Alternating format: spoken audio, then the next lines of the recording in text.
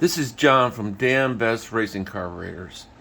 I wanted to do a more current video on our float balls right in the middle of production. I'm making 100 right now, and I find that it's a lot easier to show the different parts and videos on ones that are still in the machine process. Once they're finished in the black, it's a little hard to video and point out some of the features that we're currently putting into our billet float balls. Like the billet carburetors, most people don't realize that we were the very first manufacturer to completely do billet. We started out with the billet main housings, which we were all by ourselves doing the billet main housing so that we could add all the custom features that we want.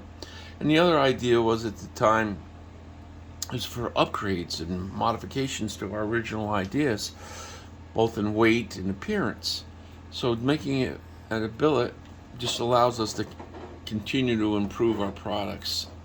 And that's one of the things. There's a lot of people look at the billet and it has an attractiveness to it. But I wanted to point out some of the differences between what we used to use, which is a normal cast float ball. And these were pretty attractive. I thought they were really nice to use at the time. A lot of people are still using them. These particular ones actually can't come from Quick Fuel. We used to buy them at 100 at a time. And in the original carbs, they had the chrome appearance float balls on them. I actually used these items. But when we went around to try to make our own, there was a lot of things that, I don't know, if someone's using these Holley style float balls, boy, they can be annoying at times. For instance, the fittings, once the fitting is in and you've got the fuel line on, a lot of times if you want to take the float ball off to change the jets, that fitting interferes with getting the screws or drive nuts out of them. So that, or if you want to take the fitting off, there always was a conflict here. You'd have to take the screw out to get the fitting out. Plus, the fuel delivery feed for the fitting, there's very little space in here for the fuel to get around to go down the needle and seat. And I'm going to see if this video can show it. I'm going to keep turning it. In a tiny little window,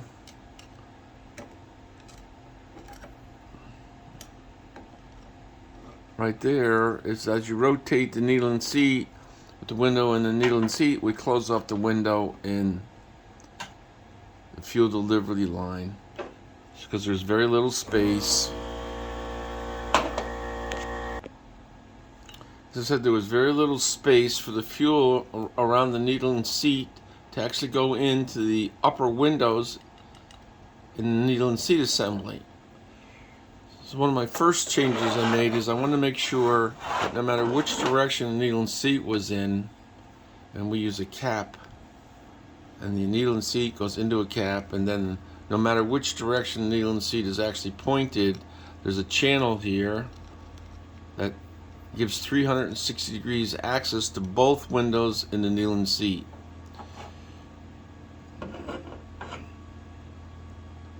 My other favorite thing is that I like about what we're doing now, and some of them I'm just going to put in things like we CNC the threads into the float ball housing now. Before there used to be a tap, and now I've learned how to actually machine threads in. This particular fitting here at the top, even though we can O-ring it, we always use the Teflon spacer because it needs to keep the height of the needle and seat in the cap consistent, so that when you get the float in, the float adjustment will always be similar. The other thing is I don't use the Holley traditional style float ball. Has a metal bracket that holds the axis pin right here, and I wasn't too fond of that. So one of the things I did is right during the manufacturing process, we put the axis pin right where we want it. We can change it if we want. We put the access pin location right into the machining process, so it's never going to move around. It's less, not that the bracket weighed a bunch, but it's one less thing to have to deal with. It moves around, bends or breaks. And as you can see, we got 360 degrees at the bottom of the needle and seat, so there's no interference with the fuel once it gets through the needle and seat itself.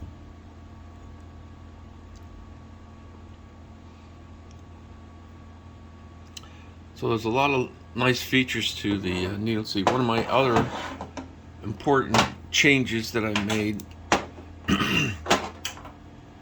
because every carburetor that leaves here we wet flow. And most people can't really see that there's a difference in the window. But I decided, this wasn't in our first series of float bowls, but in our second series of float bowls, decided to move the window up. And the reason why I did that is I moved it up 150 thousandths, approximately. Let's get that on there so you can see it. The window has been moved up significantly.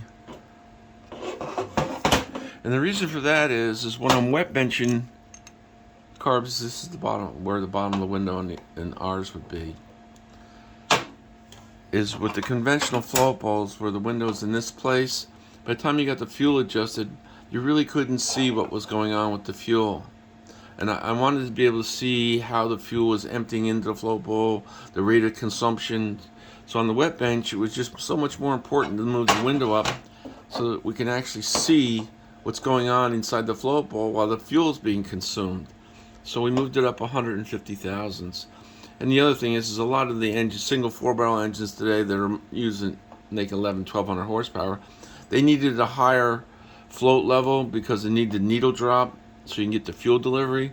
And if you went up in a conventional float bowl to the levels you needed for the higher output engines, you'd always be at the top of the window, so you really couldn't see what was going on, and you couldn't adjust it. So by moving the window up 150 thousandths, it, you know, even in the engines where you normally would move all the way up, your mid window on these or at the bottom window, you can still see the fuel going in, what kind of condition the fuel is, and plenty of visual adjustments. So that was a real big improvement for the use of the carbs and float bowls. The other thing, we used to engrave the logos in them during the manufacturing process, both in the front and in the top.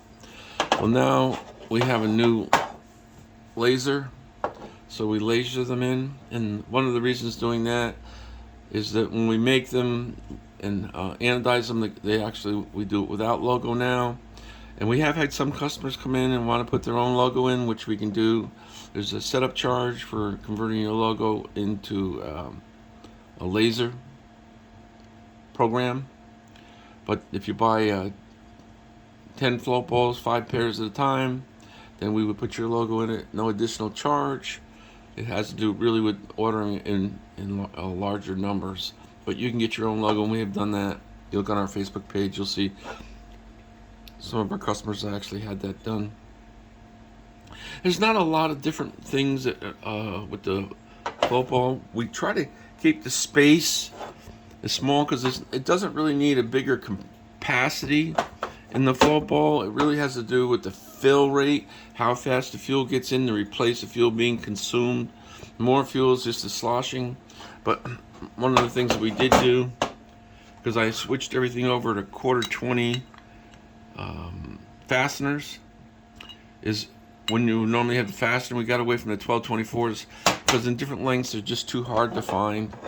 So we use 1224s, and you'll see that our float bowl out by the bolts, they're just straight. There's no drop down, and it's we have many thicknesses on the metering plates as well. So using a 1/4-20 just eliminates. We use a special stainless 1/4-20, and that allows us all the different depths in metering blocks and the float bowls, and it just makes a really good combination. We use a quarter washer, a copper washer for the gasket area on there.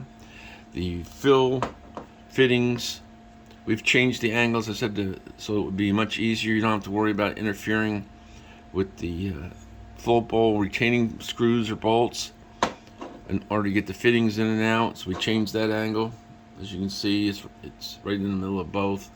And on the side fittings, we use the O-ring. So it's a 3/4 fitting and O-rings that keeps the seal. So I thought I'd do a little video. We've converted them over. Used to be screw-in sight glasses, now to standard lock-in, lock ring sight glasses. We leave a little bump on the inside to give us a good enough thickness so we can get the O-rings, the depth of the O-rings correct.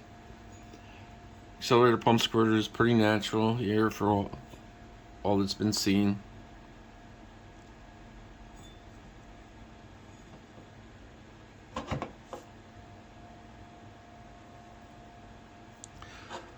So, like I said, I wanted to do a current little video on the float bowls. There's other videos that also can be helpful. So, if there's any other questions or things you'd like me to show, please let me know, and have a great day.